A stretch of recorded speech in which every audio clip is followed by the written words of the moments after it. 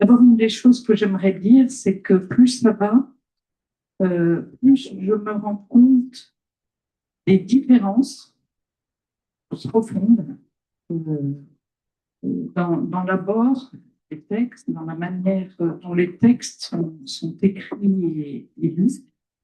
Euh, mais en même temps, je suis impressionnée parce que ces textes nous travaillent de façon à ce qu'on ait des questions communes et des chemins de mise en route très profondément.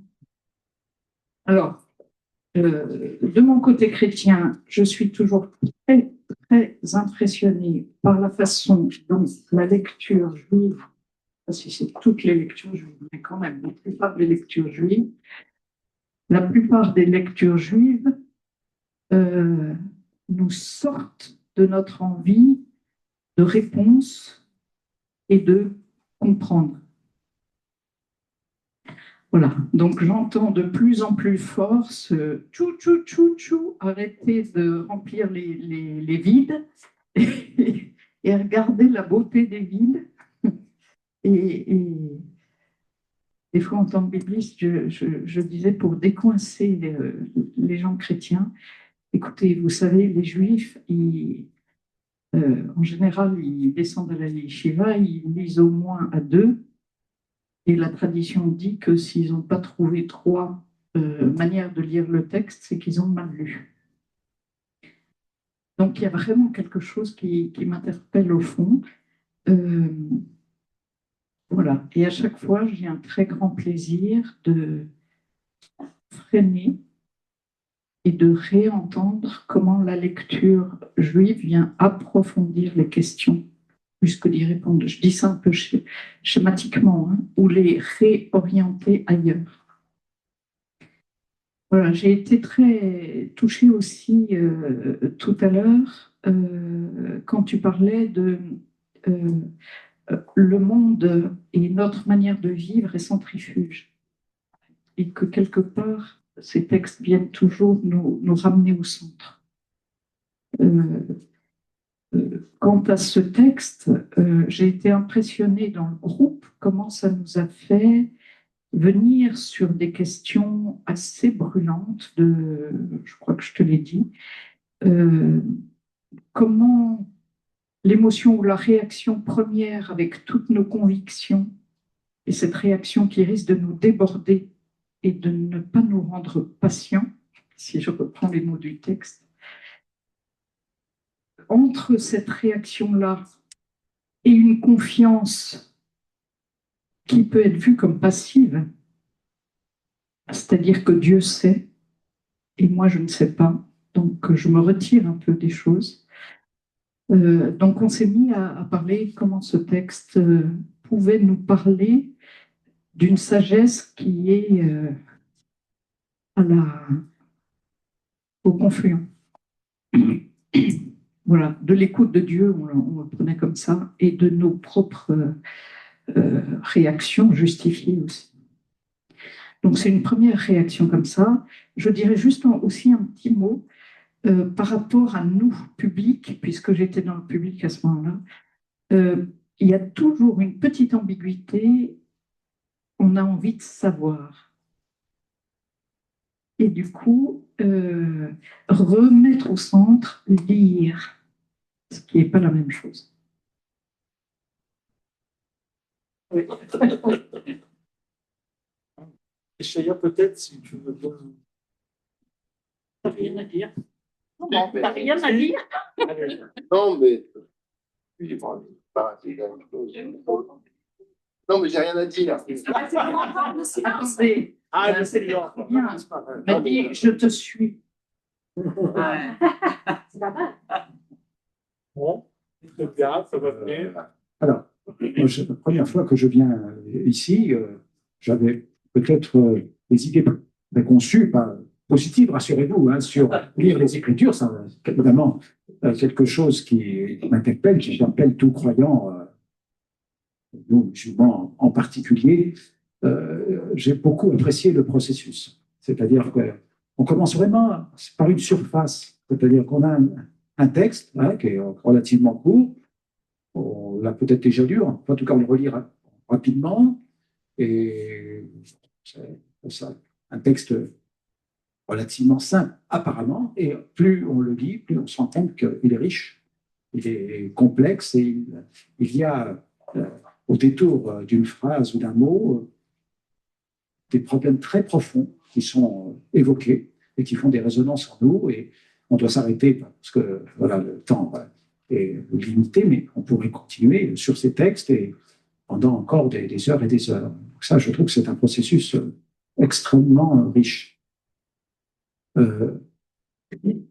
Alors, évidemment, pour nous, musulmans, l'évocation de Jésus, donc le passage que Nicole a proposé, ou l'évocation de Jacob et de Moïse dans le passage que Yeshaya a proposé, ça fait écho profondément en nous, puisque ces histoires-là, sauf le dialogue, les deux autres histoires se trouvent d'une façon ou d'une autre dans le Coran, qui évoque évidemment la rencontre de l'Horeb, qui évoque aussi la guérison de l'aveugle et du lépreux par Jésus. Et évidemment, il y a un jeu de miroir qui se joue entre le texte de l'Évangile, le texte de la Torah et le texte du Coran. Que le texte de l'Évangile, le texte de la Torah éclaire le texte coranique, et le texte coranique, pour nous musulmans, éclaire aussi l'Évangile et le texte de l'Évangile, le texte de la Torah. Alors, évidemment, c'est une belle expérience humaine aussi, j'ose dire, de rencontre entre des témoins ici, mais aussi dans la salle. J'ai bien aimé dans le texte de Nicole le suivi de ce mouvement d'ascension à Jérusalem, avec ces différentes étapes et cet enseignement crucial de Jésus, le Christ, sur qu'est-ce que c'est finalement être grand auprès de Dieu. Et être grand, c'est servir, c'est donner sa vie pour la multitude. Donc ça, c'est vraiment très beau, je trouve, et très synthétique dans le texte. Et c'était un très beau choix de ce texte en deux parties qui apparemment sont déconnectées et qui en fait se répondent l'une l'autre, qui sont c'est vraiment dans une continuité. Notre texte que Yeshaya a proposé, moi je suis très reconnaissant à Yeshaya de nous avoir donné cette traduction, qui est une demi-traduction, parce que justement, elle est au plus près du texte en hébreu et du rythme, et c'est ça qu'on essaie aussi d'avoir dans le Coran, et que je n'ai pas trop proposé finalement, parce que je vous ai donné une traduction relativement lissée, polissée, etc., mais il faudrait avoir une traduction beaucoup plus rugueuse du texte en arabe. Et pour terminer, je suis tout à fait d'accord avec ce qu'a dit Nicole, lire les Écritures. Les Écritures, par leur lecture, nous éclairent avant même qu'on ait compris. C'est-à-dire qu'il y a une sorte de miracle dans cette lecture qui fait que la lecture et la relecture et l'imprégnation par le texte travaillent en nous, même si nous n'avons pas tous les éléments de l'exégèse, du contexte historique, du vocabulaire, etc. Il y a quelque chose du domaine du miracle, de l'action de Dieu en nous, c'est un miracle, l'action de Dieu en nous, qui se produit à travers cette lecture et cette relecture. Cette méditation, parfois articulée dans des raisonnements, souvent silencieuses, simplement contemplatives des textes. Et je crois qu'on a vécu ça au cours de ces 2 journées, cette contemplation des textes, cette audition des textes, parce que le texte est fait pour être lu, mais pour ce qui est de l'hébreu et de l'arabe, il est fait aussi pour être psalmodié. Quand il est né, voilà, quand il est, le texte évidemment des évangiles, également peut-être chez les orthodoxes, pas chez les protestants, et dans la langue d'origine, entre guillemets, le grec, voire le vieux russe, le slavon, etc. Donc il y a cet aspect-là d'audition qui est également très important. Donc on a touché du doigt tout ça au cours de ces 2 journées, et je suis reconnaissant de m'avoir accueilli et m'avoir donné l'occasion de participer à ce beau moment de partage. Merci. Merci à vous tous. Alors, ce que je vais faire, je vais d'abord prendre des questions écrites d'abord. Nos intervenants vont pas en répondre et puis on aura une petite heure après pour les questions de la... Ah, ça arrive en plus. C'est bien, ça se fait en même temps. Alors, parce que j'ai essayé de classer par thématique, mais là, il y a 3 questions qui est un petit peu une thématique. Et la première, je pense, qui est revenue un petit peu dans chaque groupe, la définition du mot, entre guillemets, mécréant. Je crois qu'il a plusieurs significations en arabe, lesquelles merci. Donc, beaucoup de choses sont venues sur le mot kafara. Voilà, kouf, qui est traduit par Boubacar par mécréance. Oui. Donc, est-ce que ça dit kafara, donc étymologiquement, qu'est-ce que ça voudrait dire?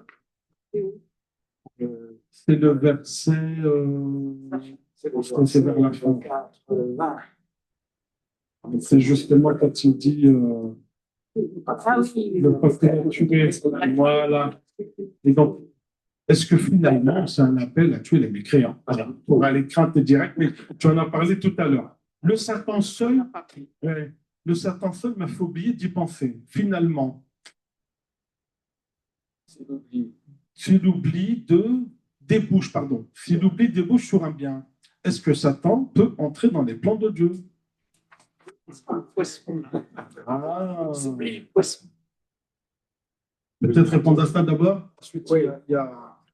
Alors, oui, le mot kafara, hein, la racine KFR, signifie effacer.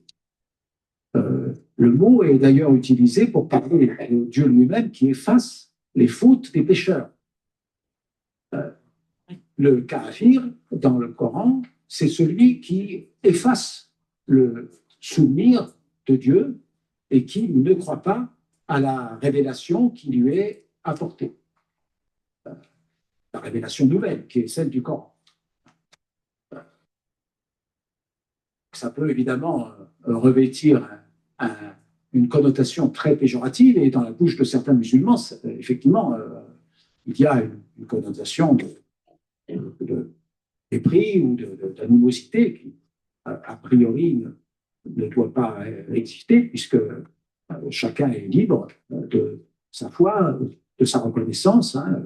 Il n'y a pas de contrainte en religion, dit ailleurs le Coran, là, pas de contrainte en religion. Donc, voilà, il y a ceux qui croient et ceux qui ne croient pas ou ne croient pas, ou ont caché, effacé ou recouvert le souvenir de leur vocation spirituelle et leur reconnaissance du nouveau message prophétique qui leur est adressé. Tu peux permettre à ce qu'il ait réfléchi. Oui. Mais c'est Moi, je viens rentrer dans ces questions linguistiques, c'est bien pointu, là. c'est rapide. Bon, d'accord, mais. D'accord. Non, mais. Parce que Koufar, en arabe, en hébreu, c'est Kofer, c'est le mot rançon qui était dans le livre, et le mot Kippour, et le pardon, c'est ce qui couvre. Oui, c'est bon. La caporette, c'est le couvercle, l'arche, enfin voilà, mais c'est bon, c'est peut-être un peu fastidieux de rentrer dans tous ces jeux-là. Ce qui est intéressant, c'est les échos qu'il y a. C'est de voir les fils qui tissent un lien entre ces textes qui, quelquefois, n'en auraient pas, mais il y en a. Et qui émanent et émergent de du même fond culturel, même s'il y a des divergences ou des différences. Ça, je pense que tout le monde l'a vu, il a compris. Tout va bien. Je peux retourner dormir. Monsieur, je te réveillerai. Voilà, c'est ce que je disais, Dieu efface les péchés des pécheurs. Hein. C'est la même racine. C'est la même racine. Hein. On n'a pas de P en arabe, mais il y a un P en hébreu. Vous savez qu'il y a, je ne sais pas, tu pourrais nous dire, mais il y a 50% des racines à peu près qui font des mots communs entre l'hébreu et l'arabe. Et je vous remercie beaucoup parce que, ayant un peu travaillé l'hébreu, il y a des fois où je me dis, tiens, ils sont en train de parler de la même chose. Voilà. Donc, dans le texte, effectivement, le jeune homme qui est tué, hein, on a expliqué les circonstances, eh bien, l'inconnu craignait qu'il opprime ses parents par sa colère, Tourian, et par sa mécréance, le fait qu'il ne reconnaît pas la foi des parents. C'est ça le contexte dans lequel le meurtre de ce jeune homme se fait.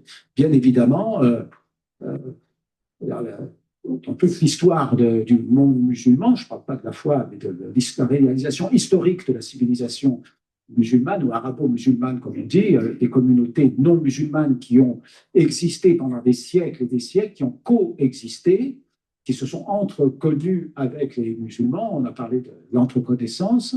Je disais à table à midi là, que tout le califat omeyyade qui va de 661 à 750, les musulmans dans le califat omeyyade étaient une petite minorité, quelques pourcents, c'était les responsables politiques, et tous les autres de l'Empire omeyyade qui allait de l'Andalousie jusqu'à l'Indus, c'était d'autres religions qui ont existé dans des siècles et des siècles et qui ont continué d'exister bien après les Omeyyades, même si petit à petit il y a eu effectivement des conversions à l'islam pour différentes raisons ou des émigrations. Alors ça, c'était la première question. Il y avait une deuxième question.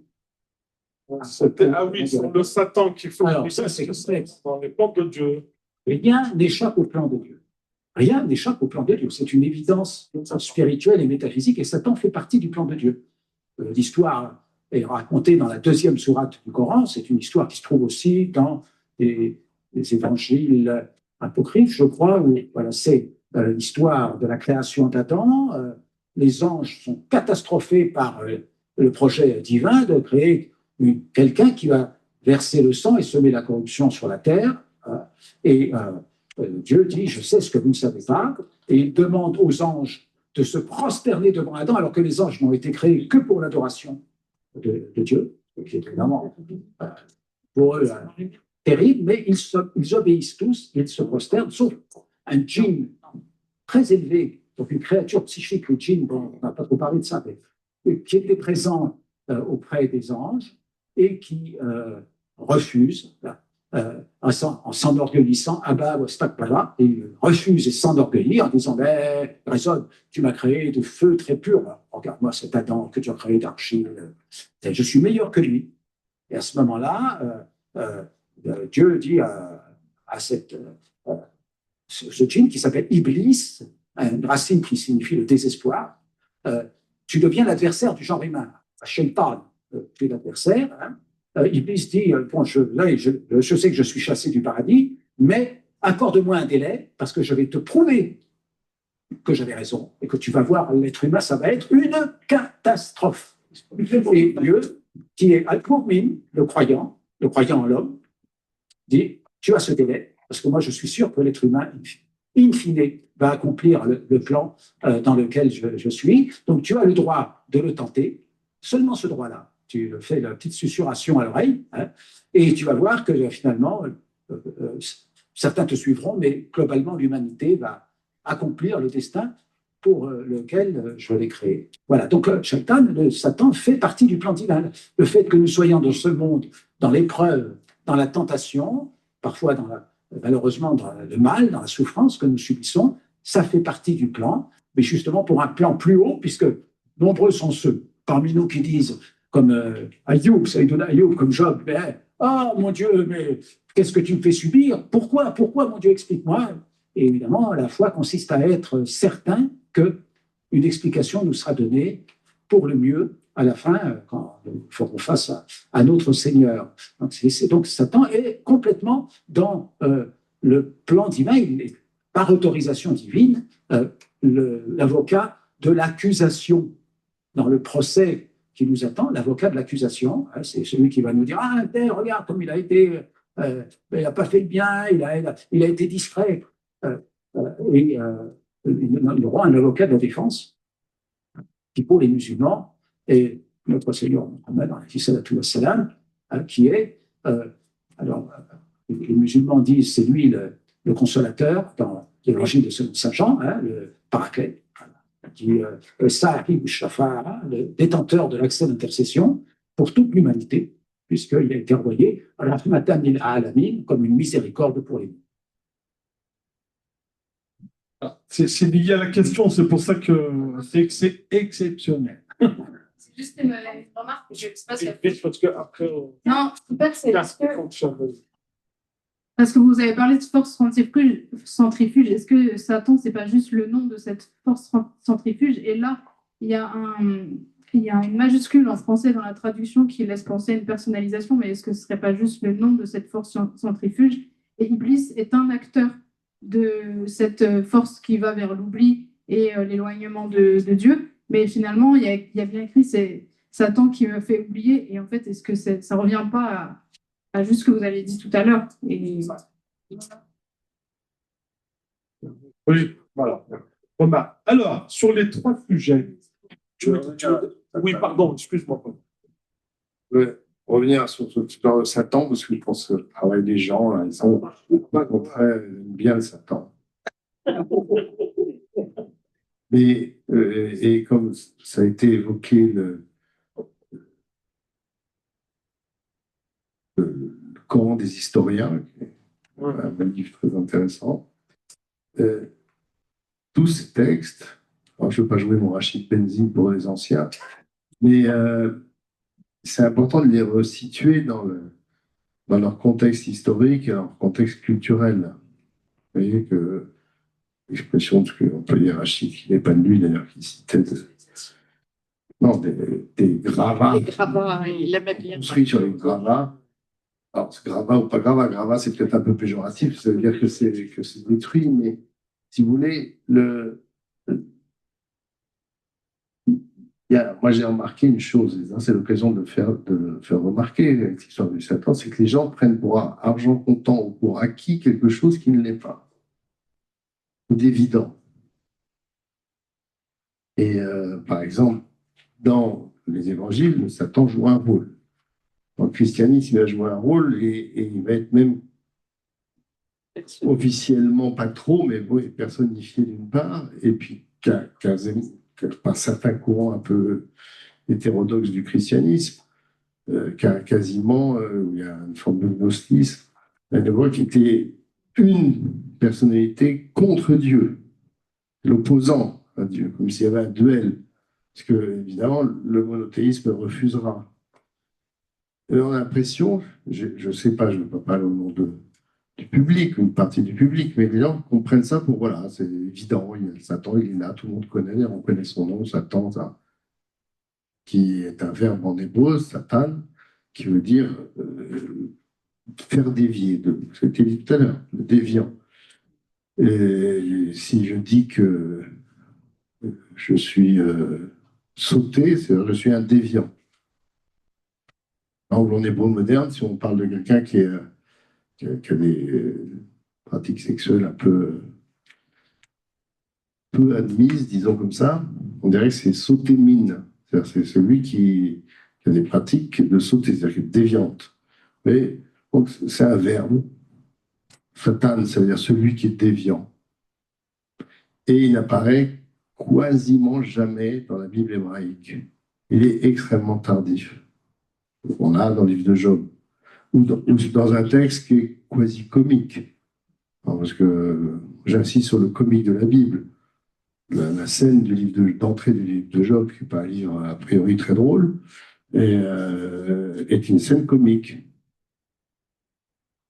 qui se moque justement de Dieu. On se moque de Dieu, désolé, et qui se moque du Satan, du mal. Enfin, tout ce dialogue entre Dieu et le Satan est une scène comique. Et il faut la lire comme telle, à mon avis, ironique. Et donc, vous n'avez pas de Satan avant. Il n'apparaît jamais. C'est une invention tardive. Le livre de Job, c'est un texte tardif. Il sera présent dans les évangiles. Il va prendre d'autres formes par la suite, dans la littérature rabbinique, qui vient après, puis dans la littérature musulmane, etc. Vous voyez, mais il y a une histoire du Satan. Donc, je dis ça parce que les gens ils disent ah, mais Satan, il a toujours été là. Non, il n'a pas toujours été là. C'est une invention avec des définitions qui changent selon les époques, selon c'est pas des interprétations, la façon de le lire et la volonté de remettre dans le droit chemin théologique un folklore populaire qui pourra en dévier. Et je dis ça par rapport à d'autres concepts. En petits groupes, le cas de Ben David, comme c'était une évidence, que tout le monde attend Ben David. Quand le personnage dit à Jésus, tu es Ben David, évidemment, tout le monde attendait Ben David, c'est bien connu. Non, c'est faux. Vous voyez, on lit, c'est tout comme si c'était, ah ben c'est évident. Non, c'est pas évident. Voilà. Merci. Juste un petit mot, c'est que dans le Nouveau Testament, c'est non seulement le déviant, mais aussi le diviseur. Merci pour ces précisions. Une seconde question. Je remarque concernant les 3 sujets. Je veux, nous avons craint, ton Seigneur veut, peut être mis en relation avec les actes. Ouais. Et pour le Coran, et brochure d'un objet de ma part, crime sous la guidance, aider, acte de Dieu. Tu peux le fait de dire tuer le jeune enfant.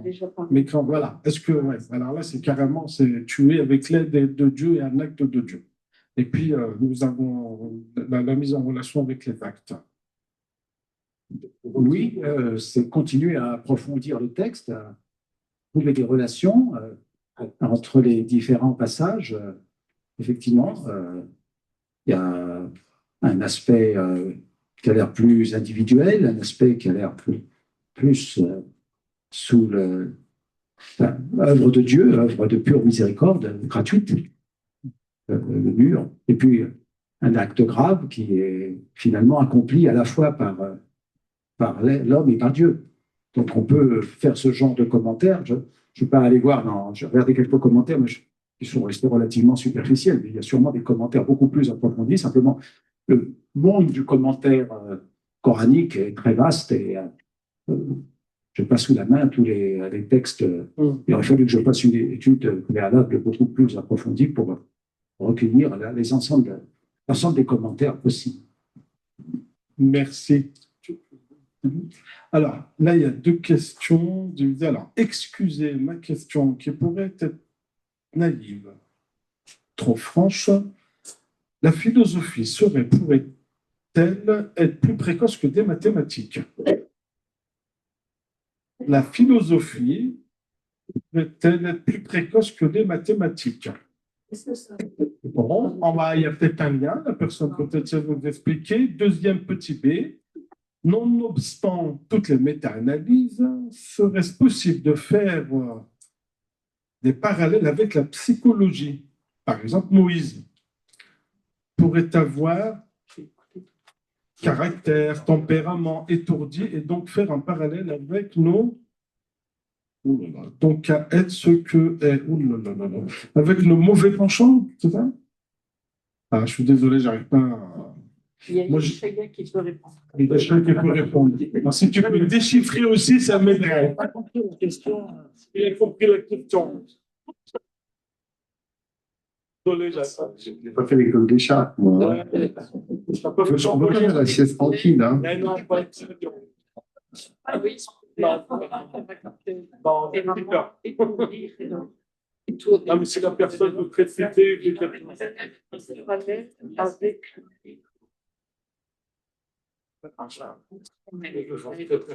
Et au moins sur Moïse,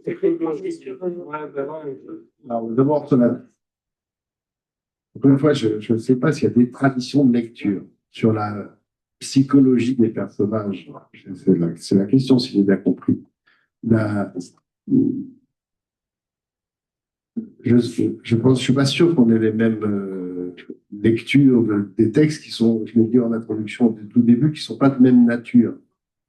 Je ne suis pas sûr qu'on puisse comparer ces textes complètement. Vous voyez, il y a les passerelles, on l'a dit, etc. Mais ce n'est pas du même ordre. Pour moi, le Coran, par exemple, est à la fois très familier dans le fond culturel, voire des concepts, mais en même temps très désarçonnant par sa forme. Parce que justement, il ne raconte pas tellement. On a eu ce récit très intéressant qu'on a vu tout à l'heure, mais c'est aussi un récit qui n'en est pas totalement un, il est sous une forme d'énigme. Alors que, et c'est de ce que je connais du Coran, c'est quasiment toujours le cas. C'est peu de récits. Donc c'est difficile de psychologiser avec ce genre. Maintenant, il y a peut-être des commentateurs qui le font, hein, je ne sais pas. Alors que dans le texte biblique, c'est de façon générale, c'est beaucoup plus facile. Parce que c'est comme un roman, c'est des personnages. Non, ça dépend de quelle partie de la Bible. La Bible, c'est une bibliothèque.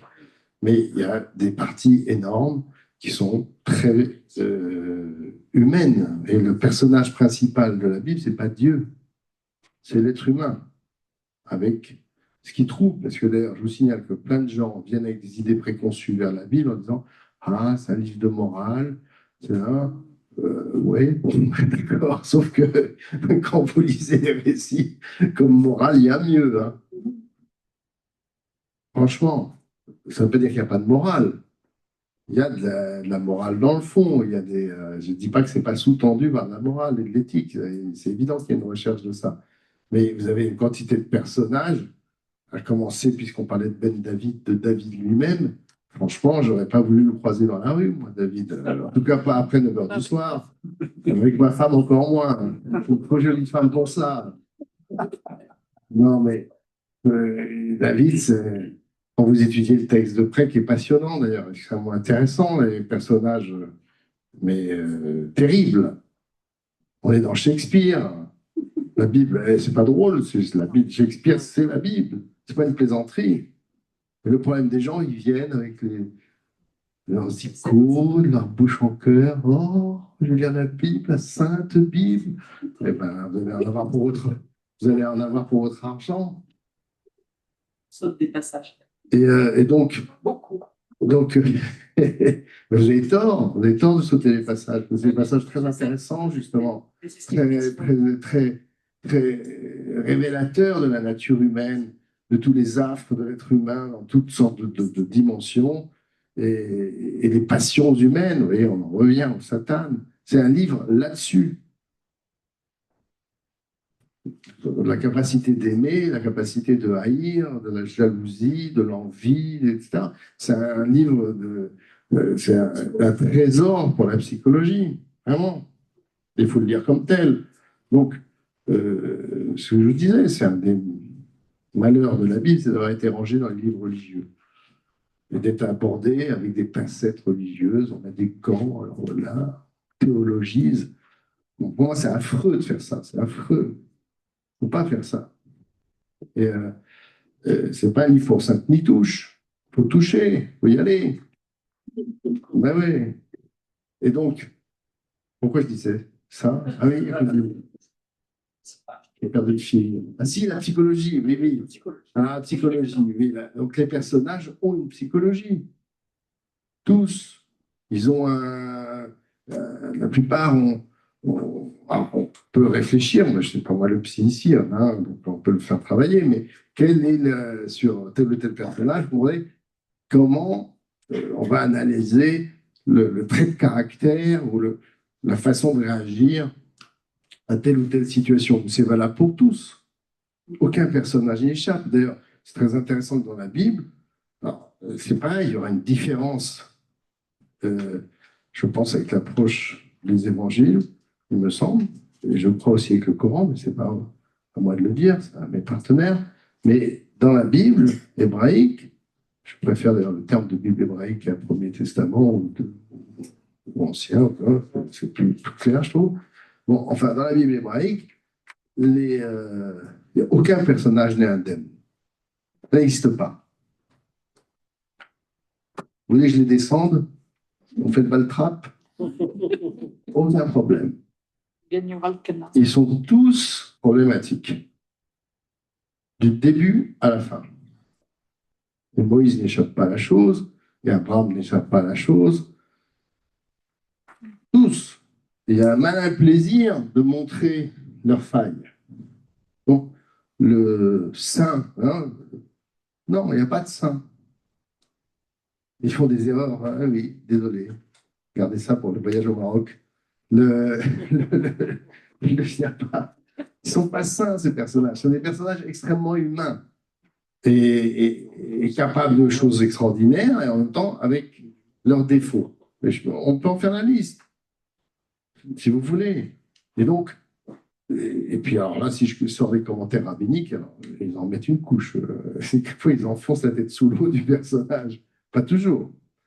Donc, nous, en tout cas, les Juifs, on a cette lecture-là, qui peut être considérée par certains comme presque blasphématoire. C'est possible. Mais on n'est pas face à, vous voyez, une espèce de paradis de personnages qu'il faudrait imiter en toute chose. Sûrement pas. Il faudrait justement apprendre des erreurs, ne pas les faire, même si on fait les mêmes. Donc il y a de la psychologie, c'est évident. Et on doit s'identifier en ce sens-là. Parce que comment se fait-il qu'un personnage aussi grandiose que ça n'est pas capable de réagir dans une autre situation? Pourquoi il ne réagit pas? Qu'est-ce qui se passe? Pourquoi tout d'un coup? Mais on est comme ça. Nous tous. Et donc, ce sera la lecture qui est très courante. Hein. Alors, vous voulez que je cite mon truc de la radio. J'ai fait un petit commentaire sur la radio juive que je fais hebdomadaire sur la paracha de la semaine. Donc, je l'ai envoyé à Nicole, qui, j'espère, a fait passer à Bruno. Pas encore. Et donc, je peux l'envoyer à tous. Si vous voulez, une censure. David n'aurait jamais admis qu'une de ses femmes le censure. Bruno. Si, on te voit. Redresse le tir, c'est pas possible. Et donc, le fait est que le commentaire, on peut vous faire passer si vous voulez par les téléphones.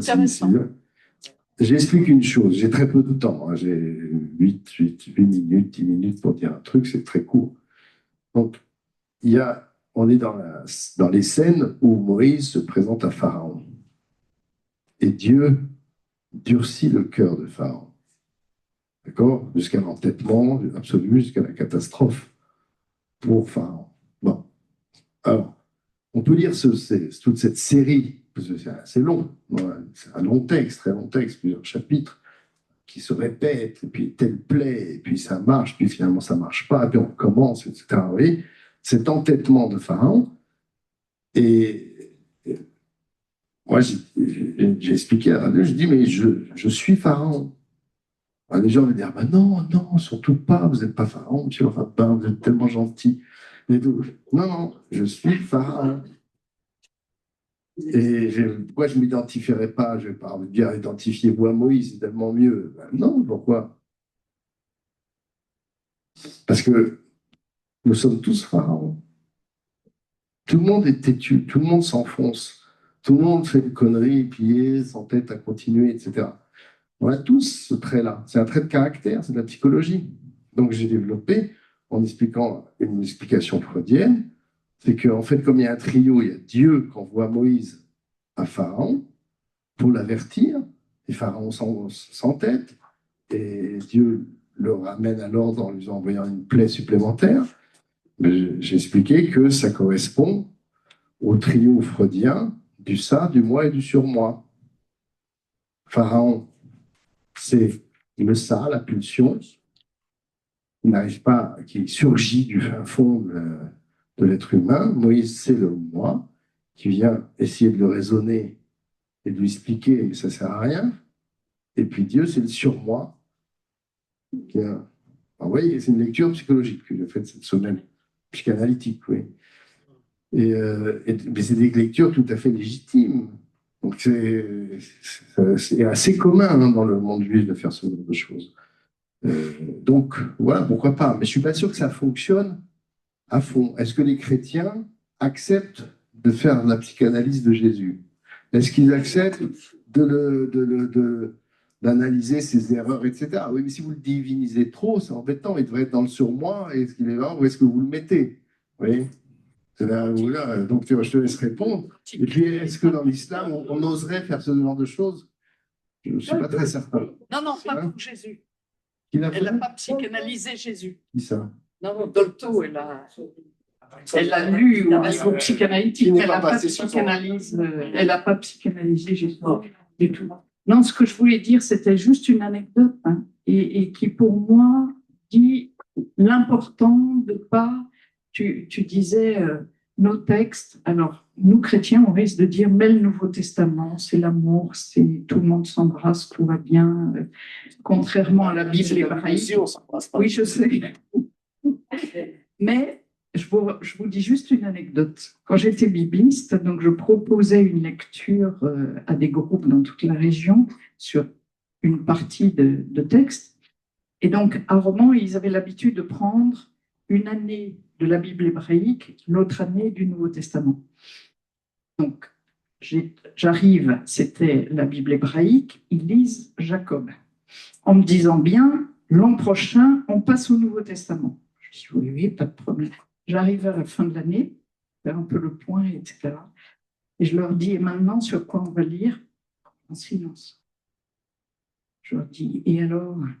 Et il y en a une qui dit, est-ce qu'on peut continuer? Eh ben oui. Parce que ça avait tellement rejoint les questions familiales, de liens familial, etc. Et on s'est payé Joseph dans la suite. Voilà. Donc, je crois, et une autre anecdote, mais comme quoi on résiste là-dessus. Hein. Un jour, avec votre mère, là, on est appelé sur, c'était à Cré, un groupe biblique œcuménique qui nous appelle. Et quand on vient chez eux, on se rend compte qu'en fait, ils ont quasiment décidé de passer à des mystiques orientales. Et de quitter la lecture de la Bible. Donc on en parle un peu et ils disent on en a ras-le-bol. La Bible, c'est plein de violence, c'est pas cool, quoi. C'est pas spirituel. Et du coup, c'est vrai. Alors je sais pas si on a sauvé le truc, mais je crois qu'ils ont continué. Et ça n'empêche pas d'aller voir les textes orientaux, je veux dire. Mais ce désir d'une pureté dans les textes. Et je crois justement, alors pour le coup, dans les trois traditions, mais de manière différente, il y a cet enjeu de combat, de choisir. Si je prenais un texte de choisir la vie, on n'a pas l'impression de choisir la mort. Mais ces textes nous questionnent quand même. Qu'est-ce que tu choisis? Est-ce que c'est pas la mort?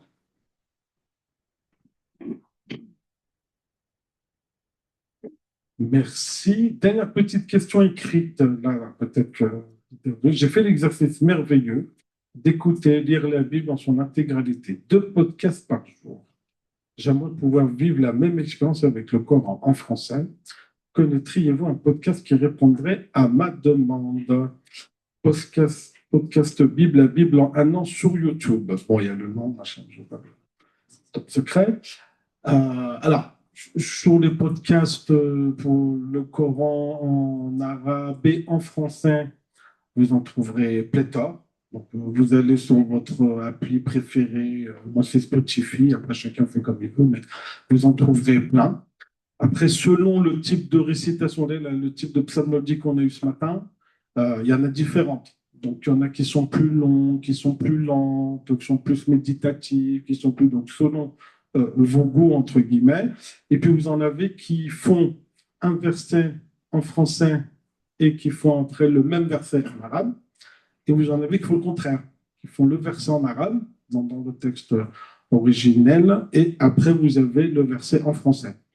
Et ça dure comme ça. Alors, je ne sais pas combien de temps ça dure, mais ça peut aller plus ou moins vite aussi. Et puis, vous avez des parties, vous pouvez choisir combien vous voulez écouter par jour, etc. Et sur YouTube, vous avez la même chose. Donc, il y a les grands psalmodieurs qui sont les plus répandus. Konar de Basfama, qui est un Égyptien, il écoute parce que lui, c'est très long, c'est très. Les gens écoutent. Quand on parlait de l'écoute, c'est très important. Donc, et notamment, on va rentrer dans la période du jeûne du mois de Ramadan, à partir du 18 février, qui est le même jour que l'entrée en carême. Voilà, donc voilà encore cette année, c'est pile poil le même jour. Et pendant la période du Ramadan, comme vous savez, c'est le mois du Coran. Donc, du coup, c'est le mois où on prend la peine de psalmodier, de réciter, d'écouter le Coran tous les soirs, notamment en groupe. Ça aussi, c'est important. On peut le faire individuellement, mais on essaie de le faire aussi en groupe, notamment à la mosquée. Et on essaie de réciter ça pendant tout le mois, dans la mesure du possible. Donc, le Coran a été divisé en 60 parties et on essaie de réciter 2 parties tous les soirs. Voilà, je rappelle. C'est ça les nuits du Ramadan. Ce n'est pas le Ramadan, faire du bruit. Vous m'avez bien compris. Voilà, la parole est à vous maintenant. Il nous reste un bon petit moment, jusqu'à 15h30. Hein, donc, on a un peu le temps. Bon 3/4 d'heure. À votre bon cœur. Tu peux faire passer le micro? Voilà. Vous ne bousculez pas. S'il y a une question pour un intervenant clairement identifié, vous le dites. Sinon, si c'est une question pour notre ami. À vous la parole. Question de Monsieur Fall pour Madame Fall. Je suis désolé, je vais pas faire ça.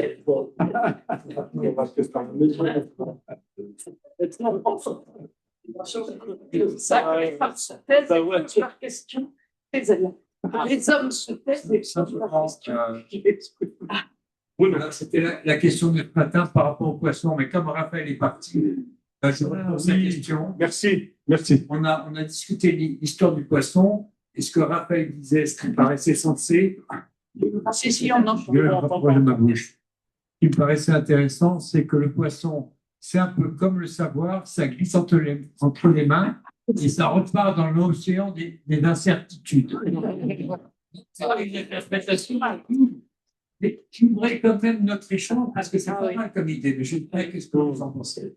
Et qu'il laisse une trace. Oui, oui, absolument. Oui, oui. Il faut aussi visualiser l'événement. Hein. Je vous ai dit que dans le texte, quand même. oui, le poisson pile, mais vraiment, en ligne droite, comme s'il était dans un tuyau jusqu'à la mer, jusqu'au confluent des 2 mers, et voilà, ça les surprend beaucoup. Oui, c'est ça, c'est difficile à attraper, et ça retourne vers la source, vers cet océan qui est celui de la connaissance, bien sûr. Hein. Voilà, donc il n'y a pas grand-chose à ajouter à cette remarque, mais en fait, plus on lit, plus on réfléchit, plus on peut trouver des intuitions. Et évidemment, ensuite, peuvent s'appuyer sur d'autres textes du Coran, donc c'est de l'intratextualité. Et puis, on peut aussi faire appel à tous les commentaires qui ont utilisé d'autres informations venues, en particulier du judaïsme et du christianisme, pour éclairer tel ou tel aspect de la sourate. Donc, c'est un travail sans fin. Hein. Récemment, il y a un volumineux commentaire du Coran par un professeur marocain qui s'appelle Azouzi, qui a été édité par Al-Bourak, hein, je ne sais pas, ça fait 3 4 000 pages. C'est un résumé des commentaires qui existent par ailleurs, un résumé de 4 000 pages. Il y a un autre point de vue qui À consulter en bibliothèque. on l'a consulté en bibliothèque, parce que c'est un gros pavé, je ne l'ai pas apporté avec moi, je suis désolé. C'est un gros pavé, et par ailleurs... En français? En français, oui, oui. En français. En français. Et sinon, l'autre attitude consiste à aller près du texte avec une fraîcheur d'esprit totale, comme d'ailleurs les premiers compagnons autour du prophète l'ont entendu, hein, parce qu'on n'était pas des érudits en exégèse, en histoire des religions, et ils ont reçu le message dans toute sa force et toute sa fraîcheur. Donc, c'est une autre attitude. Merci. Le jeune homme au fond à ma droite. Je veux dire seulement merci à vous. Merci pour cette expérience qui est très enrichissante. Merci aux participants. Merci Léon. Merci à vous. Merci. Donc à bientôt, Marrakech.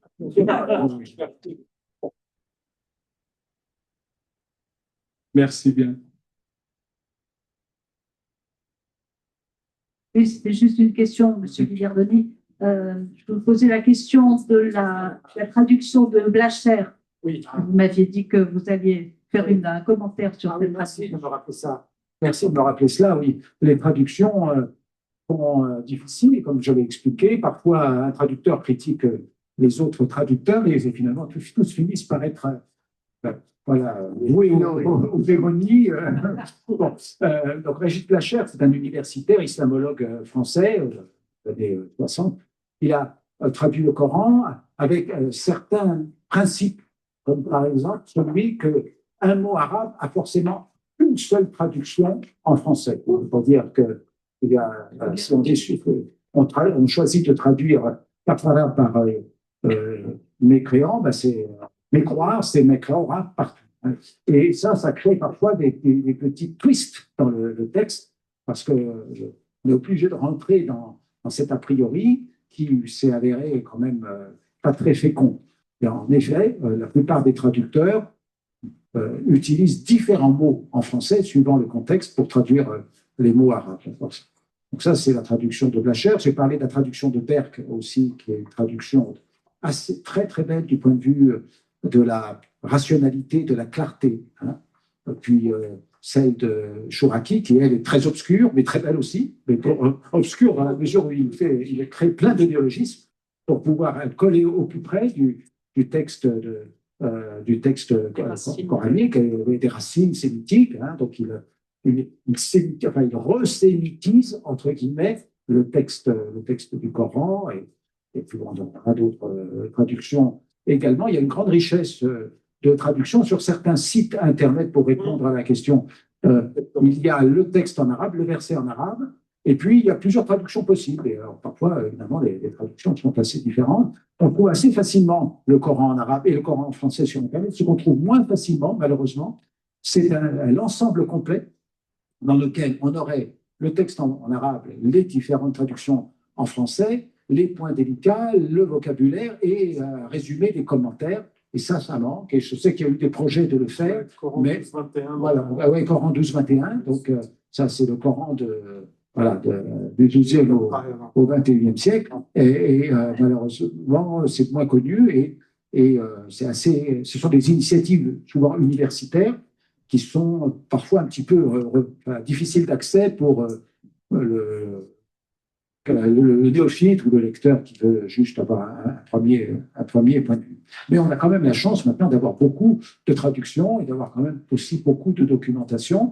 Donc il y a 50 ans, il y avait peut-être un problème de pénurie, de difficulté d'accès. Maintenant, le problème est un peu inverse, c'est la masse des documents. Et on se dit, mais par où commencer? Quelle traduction choisir? On va dans une librairie, il y a 10 traductions différentes, laquelle dois-je prendre? Et ça, c'est aussi un autre problème.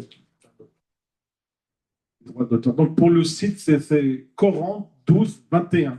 Donc, c'est une initiative d'universitaires qui ont mis le texte en arabe, donc le texte coranique qui est celui de ce qu'on appelle la Vulgate osmanienne imprimée à l'Azhar, l'université de l'Azhar du Caire, et ils ont mis les différentes traductions, donc il y a celle de Mohamed Hamidullah, qui est une des premières, mais reconnue comme la première essai de traduction, on ne dit pas traduction, mais essai de traduction, ça c'est aussi un petit point qu'on pourra approfondir, mais ce n'est pas le moment.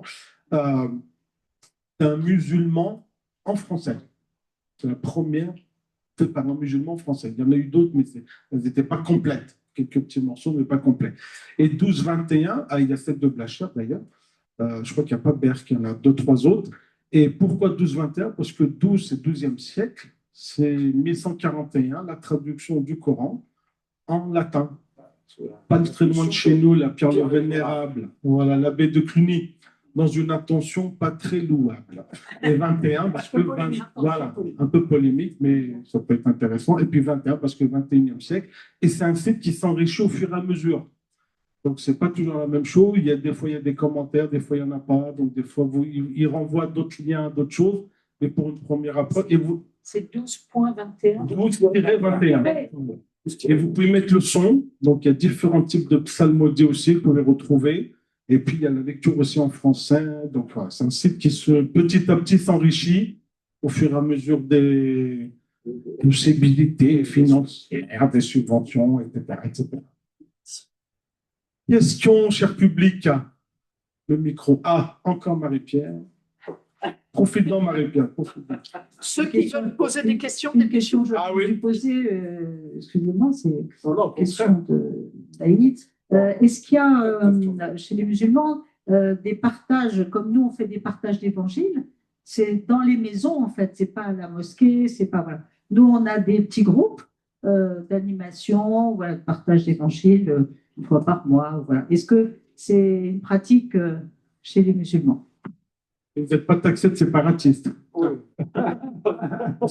Le Coran est présent dans la vie des musulmans dans différentes occasions, hein. On lit du Coran, aussi pour la bénédiction que ça représente.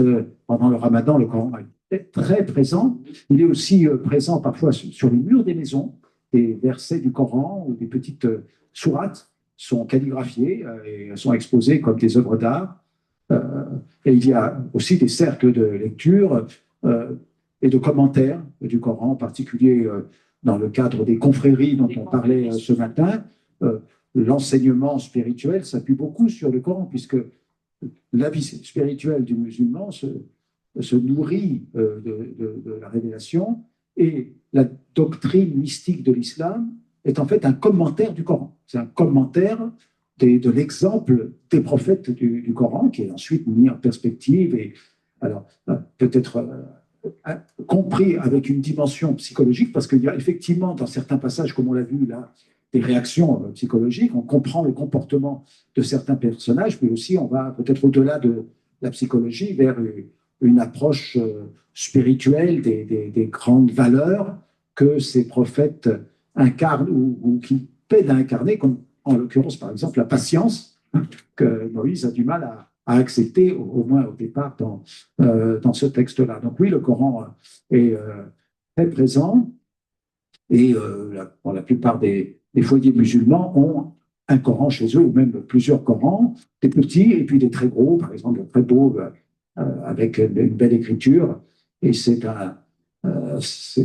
enfin, il peut y avoir une lecture suivie, en particulier pendant le Ramadan, il y a une lecture chronologique, enfin pas chronologique, mais du début à la fin, en commençant par la sourate 1, la sourate 2. La sourate 1, elle est toujours lue dans la prière, mais la sourate 2, etc., 3, 4, 5.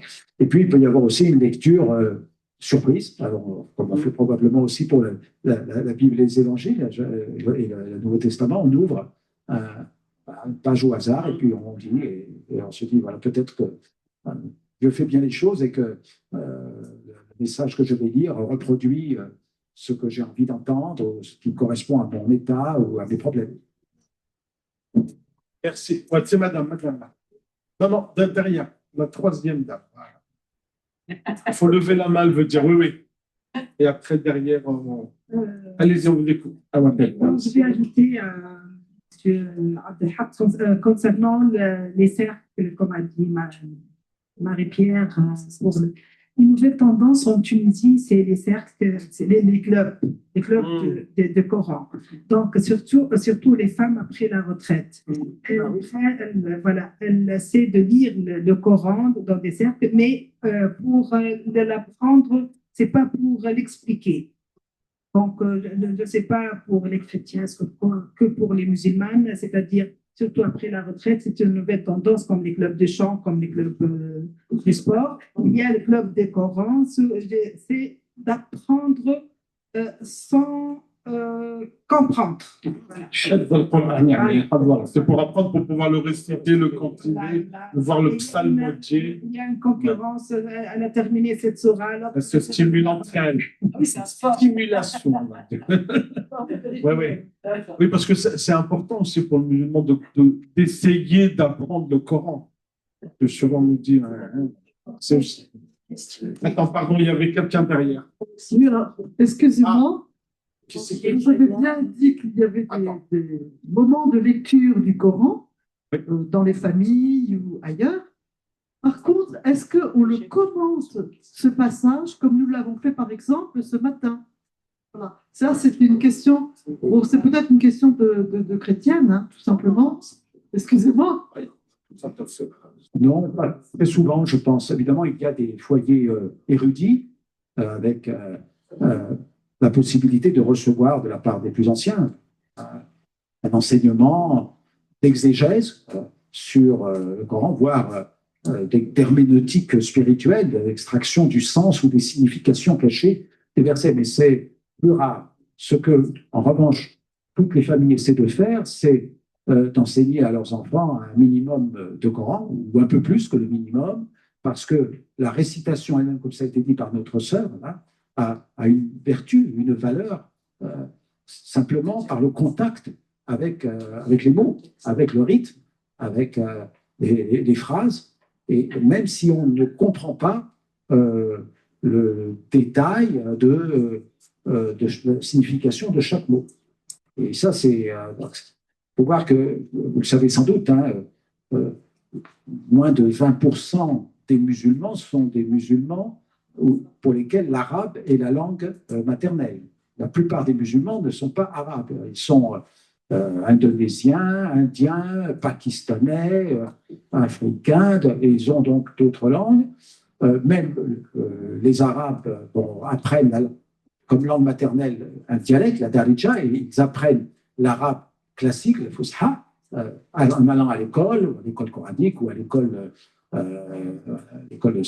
publique, et ensuite ils peuvent faire même des études approfondies en Coran, les sciences du Coran, les sciences religieuses, etc. Donc c'est un processus d'exégèse qui est assez long. Le Coran lui-même est un livre relativement, alors je ne sais pas s'il est relativement gros ou relativement petit par rapport à la Bible, mais ce qui est important, c'est le contact avec cette parole et qui sert aussi dans la prière, puisque, comme vous le savez, la prière est une mise en acte du texte coranique. Hein. On récite dans la prière pendant la station debout, la première phase de la prière, quelques versets du Coran, ou un peu plus que quelques versets. Donc on apprend le Coran pour pouvoir prier. Hein, et le contact qui se fait à ce moment-là, c'est le contact avec la parole de Dieu qui nourrit son homme ou sa femme.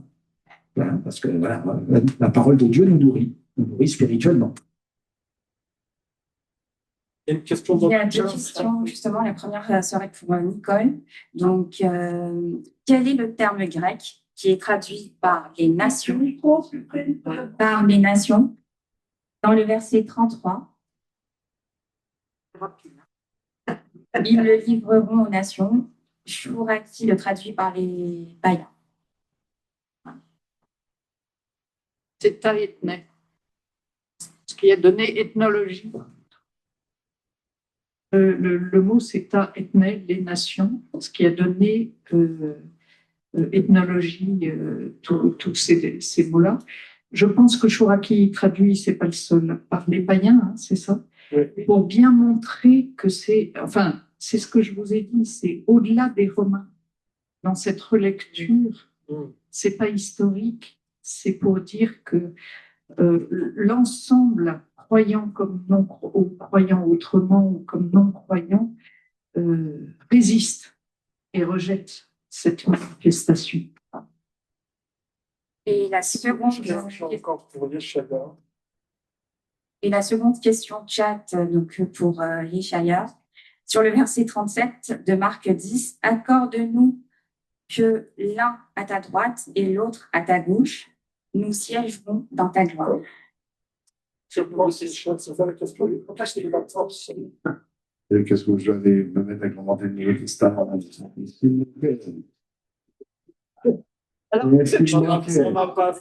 Non, je peux expliquer une chose. Non, mais pour moi, ce que je vois dans l'image que je vois dans ça, mais c'est bon, ce que je vois. C'est l'image du Beth-Din, c'est-à-dire du tribunal. C'est-à-dire qu'un tribunal, dans le judaïsme, doit toujours, ça dépend de quelle affaire on traite, mais avoir trois personnages. Donc, il y en a un qui est central, et puis les assesseurs, c'est vrai que ça permet un débat. Il n'y a pas d'unanimité, et puisqu'il y a un chiffre impair, il y a forcément une majorité. Ouais. Donc, tout tribunal doit être en chiffre impair. Selon la gravité du cas, on augmente le nombre de juges. Pour moi, c'est ça que ça évoque, ce trio. Donc, il y en a à droite, à l'autre à la gauche, forcément. Mais c'est une institution tout à fait courante à l'époque. C'est une institution rabbinique qui existe encore. Enfin, ça existe avec les tribunaux non rabbiniques. Hein, c'est pas Pour moi, c'est ça que ça évoque. Mais c'est mon interprétation personnelle. Mais il n'y a pas d'image de ce trio spécifiquement dans la vie. Puis ça joue pas de rôle extraordinaire, tant que je sache. Maintenant, je ne vais pas réfléchir. Mais Nicole, elle va trouver. Pourquoi je trouve? Parce qu'il n'arrête pas de me dire depuis qu'on travaille ensemble, il fait des liens entre les textes, arrête de dire je m'en tiens au texte. Enfin, pas bêtement. Moi, j'ai pensé, je me suis dit, le seul texte auquel ça me fait penser, c'est aussi Moïse contre Amalek.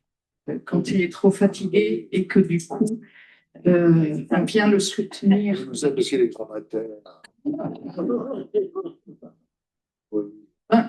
si on file cette image, c'est que vous la retrouvez et c'est intéressant au moment de la crucifixion.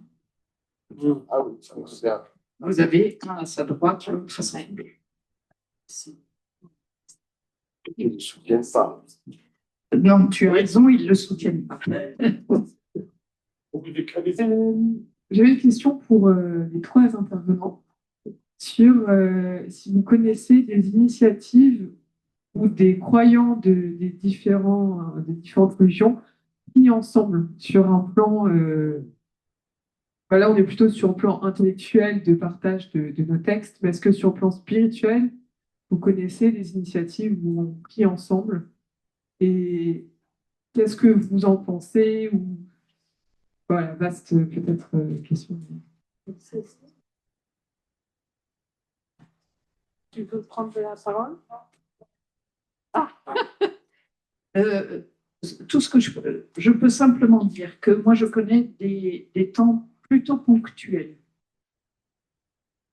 Entre autres à Paris. J'ai entendu parler dans certains arrondissements où la vie, entre autres entre chrétiens et musulmans, du coup, où il y a des temps qu'ils essayent de bâtir ensemble. Indépendamment, si je peux parler, puisque je le connais du côté protestant, indépendamment de tout ce qui tourne autour de Marie. Parce que vous savez qu'autour de Marie, des fois, il y a des temps ensemble avec Marie. Mais indépendamment de ça, oui, moi j'ai entendu, mais c'est toujours ponctuel, mais toujours avec un écho assez positif. Mais ça demande un vrai travail de faire place à la différence de l'autre et en même temps, récemment, je dis Paris, ça s'est fait à Oulin. Et c'était officiellement la mosquée, l'église évangélique et l'église protestante unie et les Éthiopiens. Incroyable, hein? Ils ont réussi à faire une soirée ensemble. Alors, moi, je connais une expérience intéressante dans ce sens en Israël, qui a été faite avec la publication d'un livre qui sont des prières de paix, pour la paix dans les différentes traditions. Et le livre est édité dans chacune des langues. C'est juif, chrétien, musulman. Et c'est assez intéressant, oui. Donc, il y a des choses comme ça, mais en fait, il y en a beaucoup. De mon expérience, c'est très compliqué. Moi, personnellement, je déteste ça. Pourquoi? Parce que je pense que la prière, c'est quelque chose de très intime. C'est très... je n'aime pas se mettre en représentation dans la prière. Et je pense que ce genre de truc fausse les choses parce qu'on est dans une espèce de représentation. Les gens attendent de vous quelque chose. J'aime pas ça du tout parce que ça marcherait bien si chacun était dans une prière sincère dans son truc. Ce qui n'est pas infaisable. Je n'ai pas dit que c'était infaisable, mais c'est pas si simple à organiser. Parce que si c'est pour entendre un petit charabia en hébreu, un petit charabia en arabe, un petit charabia en langue chrétienne, ce que vous voulez, peu importe, du russe, du slavon, du français, du grec, c'est folklorique. Et pour moi, c'est une dénaturation de la prière. En général, moi, je ne passe pas ce genre de truc. Je trouve que c'est factice, c'est un côté kitsch. Je déteste le kitsch en religion. C'était pas kitsch. Mais tant mieux, tant mieux. Qu'est-ce que- Ah, mais ce dont je parle aussi, c'est pas kitsch. Il y a des. Je n'ai pas dit que c'était infaisable. Je dis que on a un vrai travail de préparation, de connaître, de s'écouter. Le bouquin dont je vous parle, il est issu de notamment un ami qui participe activement à ça, qui sont des groupes qui se réunissent très régulièrement, qui étudient, et qui se... Voilà, donc il y a un vrai partage, parce que le propre de la prière en commun, je ne parle pas de la prière individuelle, c'est d'être dans une énergie commune et dans une confiance commune. C'est pas donné, et la prière, par définition, a des langages, a des positions, a des lieux. Voilà. Donc, c'est vrai que c'est pas une source simple à réussir. J'ai pas dit que c'était impossible. Et moi, les quelques expériences que j'ai eues, franchement, j'ai trouvé ça kitsch. Au-delà des mots, la méditation le permet. D'accord. Mais voilà, c'est plus de la prière ensemble qu'autre chose. Mais c'est vrai que c'est une solution. Hein. Oui, je suis absolument d'accord avec Yeshaya. Moi non plus, je n'aime pas trop ça. En fait, c'est très flou de dire on va prier ensemble. Qu'est-ce que ça veut dire pour nous, la prière? Qu'est-ce que c'est que cette prière? Je pense que pour beaucoup d'entre nous, la prière, c'est un moment qu'on installe, un moment d'intimité qu'on installe entre nous et Dieu, avec des mots qu'on répète des dizaines, des centaines, des milliers de fois pour les intérioriser, pour les comprendre, pour les faire nôtres. Et donc, on se trouve ensuite confronté à des mots nouveaux qui sont des patchworks de compromis, qui sont des inventions humaines, là où, évidemment, nos textes, on a quand même le sentiment qu'ils sont inspirés et qu'il y a une part de Dieu dans le texte qu'on lit. Donc, ça ne marche pas trop.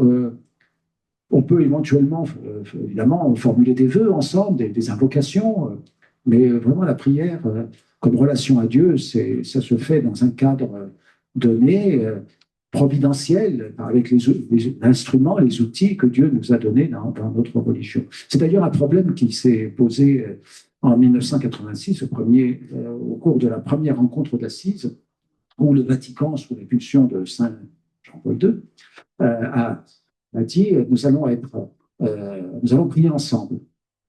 Et à ce moment-là, il y a eu des réactions un peu comme celle de Yeshaya et Jean Bernier. Et finalement, le Vatican a dit non, nous allons être ensemble pour prier. Nous n'allons pas prier ensemble, mais nous allons être ensemble pour prier. C'est-à-dire chacun va prier au moment qui est le sien, dans le contexte, avec la langue qui est la sienne. On va tous prier Dieu pour la paix, etc. Mais on prie tout pour la paix. À la fin, les paroles de paix qui est échangées dans toutes les prières, mais on ne doit pas prier avec une prière commune, avec des gestes communs, parce qu'on ne les a pas et on trahirait en quelque sorte le patrimoine qui nous a été donné providentiellement. Alors, mon père disait la prise de conscience avant la crise de conscience. Il dit aussi il faut rire avant que le ciel nous tombe sur la tête. Et moi, je dis il faut rire même si le ciel nous tombe sur la tête. Donc, j'aimerais avoir, de la part de chaque intervenant, vos conseils, dire vos guidelines pour avancer positivement, rester positif, notamment, je pense, aux personnes dans ces moments de crise. Dans ces moments de crise. Guidelines, c'est quoi conseils Voilà, c'est ça. Moi, je pensais, quel conseil vous pourriez vous inspirer, donner, conseiller pour rester positif? Laisse méditer. On peut méditer. Ce qui me vient tout de suite, c'est quelque chose de la tradition spirituelle catholique, donc ça va. Là, tout va bien. Que moi, j'apprécie beaucoup, la tradition ignatienne. En temps de crise, ne pas prendre de décision. Savoir quelque part avec la patience aussi. C'est très difficile et moi j'aime beaucoup les images bibliques qui sont pléthores dans la Bible hébraïque, mais aussi dans le Nouveau Testament, à propos de l'accouchement. Voilà. Je dis ça comme ça, vous en ferez ce que vous voudrez. Le seul conseil que j'ai pu donner à mes filles et mes belles-filles, c'est quand vous avez les contractions, parce que les muscles doivent s'écarter et que quelque chose voilà, doit s'ouvrir, ne résistez pas. Oui, c'est contracté. Ne résistez pas, c'est le meilleur moyen de prolonger l'accouchement. Par contre, heureusement qu'il y a des sages-femmes et des sages-hommes. Donc faites-vous accompagner.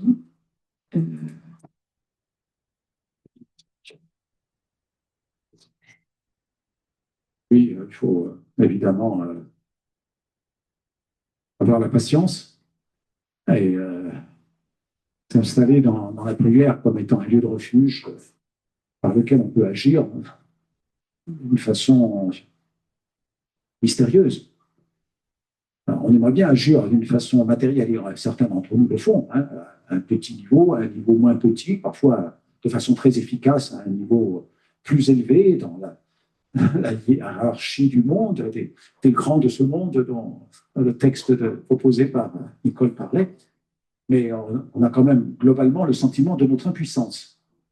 Impuissance à agir, même si évidemment on trie nos déchets, on mange végétarien, on essaie de faire l'aumône, etc. Et de sourire aux voisins, et de très mal. Globalement, on a le sentiment d'une certaine impuissance face aux forces qui se déchaînent au niveau mondial pour davantage de chaos, de confusion, etc. Donc, la patience et la prière. C'est en attendant des jours meilleurs, mais nous sommes détenteurs d'un enseignement eschatologique sur le fait que le temps, finalement, est qualifié, hein, et il va vers des moments difficiles et il y aura un retournement final qui fera que le bien triomphera sur le mal. Donc nous croyons fermement à cela, mais évidemment, ce temps du retournement n'appartient qu'à Dieu. Et en attendant, nous devons patienter et veiller comme les vierges de l'Évangile. Voilà, parce que nous ne savons pas quand viendra le Seigneur. Je veux dire, si tu veux dire un mot. Alors, moi, je crois plus à l'action, mais bon. Ce qu'on appelle en hébreu le tikkun olam, c'est d'essayer de réparer le monde, parce que l'être humain a une possibilité de faire des choses. Donc la prière est un des biais possibles, bien évidemment, mais voilà, chacun agit à sa manière. Donc, et on a une action possible. Ce qui est intéressant, c'est que, et ça c'est le problème des religions, c'est qu'il y a quand même sur Terre une masse de gens qui se raccrochent à un système religieux ou à un autre. Donc ça représente quand même beaucoup de monde. Donc c'est pas forcément les plus acteurs du pacifisme. C'est pas donc. Moi, je trouve ça intéressant justement de faire des choses comme ce que nous faisons ici d'ailleurs. On fait partie et c'est apaisant. Et donc de démultiplier des initiatives réelles, concrètes, même si c'est des petites initiatives, mais il ne faut pas désespérer des petits ruisseaux, n'est-ce pas?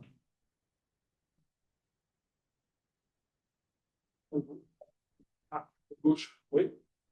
Ensuite, moi, c'est la question de Pauline là, qui m'a fait être quelque chose. La vie nouvelle pourrait créer une nouvelle église. Moi, je me sers souvent de ChatGPT pour fusionner des textes et ressortir un truc. On pourrait mettre dans le ChatGPT la Torah, la Bible et le Coran. Ouais, tu vois. C'est libre à vous, monsieur, libre à vous. On attend. Je prier pour GPT de nous faire un prix. Voilà. Sauf qu'il y a plusieurs ChatGPT en plus. Il y a la version bêta et la version. Madame devant, au milieu plutôt. Avec Là, les sur chats. ta droite. Avec les chats. Voilà. Je fais suite à ce que vous dites, parler d'action et de prière. J'ai vu dans des émissions une marche pour la paix qui était instaurée aux États-Unis par 19 moines. Ils sont partis du Texas et ils vont à Washington. Ça fait 80 jours qu'ils marchent. Et des foules immenses s'approchent d'eux et pleurent et prient. Et j'ai trouvé, enfin pour moi, ça avait l'air d'être une solution à nos problèmes dans cette crise. L'action, marcher de façon sans but, le but de la paix et en même temps prier. Et ils sont accueillis, on leur donne des fleurs, enfin c'est magnifique. Si vous avez l'occasion de regarder ça, c'est une petite solution. Voilà. Question est bienvenue. Ça fait penser à la marche des beurs qui avait été importante. Voilà. Mais c'est là où si je rigole. La prière crée la créativité. Ça, moi, j'en suis convaincue. C'est-à-dire qu'il y a quelque chose d'un espace où la méditation des textes, on a besoin d'être créatif, vraiment. Et du coup, ce genre d'initiative, C'était une pardon, non, c'était juste une remarque par rapport à Nina, pour l'avoir vécu personnellement. J'ai eu quelques périodes de crise, comme tout le monde. Hein. Le crisis, c'est le filtre, hein. Il faut filtrer où on va et ce qu'on abandonne. Et j'ai été beaucoup aidée, moi, par des jésuites, voilà, via ce qu'on appelle l'accompagnement spirituel, l'accompagnement personnel et l'art du discernement, hein, cher à Ignace de Loyola. Donc voilà, pour vous dire simplement que moi, j'ai été beaucoup aidée par un ou plusieurs accompagnateurs et accompagnatrices personnelles via le Châtelard, entre autres, pas loin d'ici. Voilà. C'est une solution de ne pas être tout seul et de se accompagner. Je complète, hein, merci, mais ça peut être individuel comme ça peut être collectif. oui. Voilà. Ah oui, c'est pas que individuel. Ensuite, devant. Allez-y, madame. Oui, je vous écoute, c'est très intéressant. Je vous ai rejoint. Viens mettre le micro pas. Vous levez. Je rejoins à la fin. La prière, alors, j'ai toujours l'impression que moi, je ne sais pas prier, mais je vous comprends, en fait. Les prières, je vous comprends. C'est une chance. Donnez-lui le Je vais manger le micro. Oui. Non, en fait, oui, parce que voilà, chacun n'a pas la même audition. Pour moi, ça évoque un espace de recueillement, de créativité, de réflexion sur soi-même, de distance dont j'ai besoin. Bon, la prière m'interroge parce que je ne sais pas prier, ça m'a toujours posé question. Je me dis qu'est-ce qui se passe quand je prie. Donc j'aime bien vous entendre. Et vous voyez, hier, j'ai fait une réunion CLDT qui s'est pour moi mal passée parce que j'allais dans un espace où j'allais pour la première fois et toutes les CLDT seniors de l'Est lyonnais, donc c'est quand même beaucoup. Et je suis sortie en me disant, je suis une nouvelle retraitée, mais que de tension et que d'absence d'écoute, que de coupure de parole, Et pour moi, c'était insupportable. Et c'est vrai que dans la voiture, j'ai eu un covoiturage avec un voisin et puis la personne qui animait le groupe. Et du coup, je n'ai pas pu m'empêcher de dire, elle m'a dit, vous êtes senti accueilli. Je dis, oui, accueilli, mais c'est fatigant, quoi. C'est fatigant d'être en réunion comme ça. Et du coup, je rebondis sur ce que vous disiez, puisque du coup, les questions qu'on travaille, elles sont diverses. L'ordre du jour, il était important, mais entre autres, on a fait un colloque dont je fais partie. On a organisé un colloque sur la question de la sécurité dans cette période où on sent les sondages parlent de l'extrême droite qui arrive. Et du coup, on s'est dit comment l'aborder différemment. à controverse, à discussion, à différentes approches politiques, intellectuelles, au niveau des lectures, au niveau pas des lectures, enfin bon. Mais après, je me disais, mais en vous écoutant, il faut absolument qu'on prenne modèle sur les jeunes aujourd'hui, quand je les vois se réunir, se rencontrer, et où ils lèvent la main là pour dire oh, ah. Et puis après que quelqu'un ait parlé, il y a obligatoirement un temps de silence pour respecter la parole qui vient d'arriver, et après on peut passer à la parole de quelqu'un d'autre. Et je me suis dit, moi je veux bien y retourner si on instaure un nouveau mode de fonctionnement qui pour nous, moi 67 ans, 68 ans, pardon, est nouveau. Enfin, en tout cas, c'est ces dernières 15 années, quoi. Et qui, pour les jeunes, certains qui sont jeunes, actifs, engagés, est devenu courant, quoi. Voilà. Voilà ce que ça m'évoquait. Merci. Juste pour préciser, vous disiez espace CFDT, c'est vrai? Ah, CFDT, donc le syndicat. Oui, parce que de loin, je n'avais pas compris. Je me disais, c'est quoi ce nouvel espace? Confédération des travailleurs français, qui est une section d'ailleurs de la CFTC. C'est bien ça? Une ou deux dernières petites questions peut-être avant de... C'était pas une question, c'était une... Oui, plus près. Quand on parle, on a l'impression qu'on parle pas. C'est juste, moi, on m'a fait part d'un lieu, donc à Villeneuve-Saint-Georges, une commune qui a créé sur des nouveaux espaces, parce que c'est pas une proximité entre la mosquée, la synagogue, l'église, etc. C'est des lieux qu'on peut aller visiter, et ça peut être aussi simplement, après avoir prié, de se retrouver autour d'un café ou d'échanger, d'aller au marché ou de faire des repas ensemble. En tout cas, je trouve que l'architecture et cette idée-là, elle fait garder cette peut-être intimité communautaire. Je ne sais pas si elle est importante pour les prières avec des rituels spécifiques, et en même temps une proximité de corps et de pouvoir se rencontrer. Voilà. Oui, ça a été pensé comme ça. Donc, il y a le respect de la singularité de chaque culte, mais en même temps, il y a c'est conçu pour les prétextes pour la rencontre et pas que pour les priants, justement. C'est ouvert sur l'espace public, etc. Alors, pour ne frustrer personne, une dernière petite question avant qu'on se quitte, et puis on sera très ponctuel, c'est très bien. Bravo, on a des très bons élèves. Une fois. Ah, Pauline. Pas besoin d'aller aux enchères 4 ans. Alors, je suis désolée, c'est pas une question, mais je me permets juste de dire que je me suis permise de laisser une petite affiche là, sur le mur qui vous convie chaleureusement pour les Lyonnais lyonnaises à Entre Connaissances. On a pu présenter un peu ce week-end. On n'a pas de super flyer et tout. On va améliorer notre communication peut-être bientôt. Mais j'ai laissé mon numéro et la prochaine rencontre aura lieu le vendredi 20 février pour une rupture de jeunes ensemble avec d'autres associations. Donc voilà, sentez-vous vraiment les très très bienvenus. On sera ravis de continuer les échanges ensemble. Merci Pauline pour l'invitation. Puis bien sûr, on a tous les lieux de culte sur Lyon, les Lyonnais. Vous pouvez tous aller voir nos 3 grands lieux de culte, les 3 grandes rencontres. Bon, mais bon, la grande mosquée de Lyon, la grande synagogue christique aussi, et puis la cathédrale Saint-Jean et Fourvière, qui ont chacun un lieu culturel. Les musulmans, c'est l'Institut français d'Islam musulmane, l'espace culturel du christianisme à Lyon, à Fourvière, vous connaissez bien, et puis l'Institut culturel du judaïsme à Lyon. Voilà, merci bien.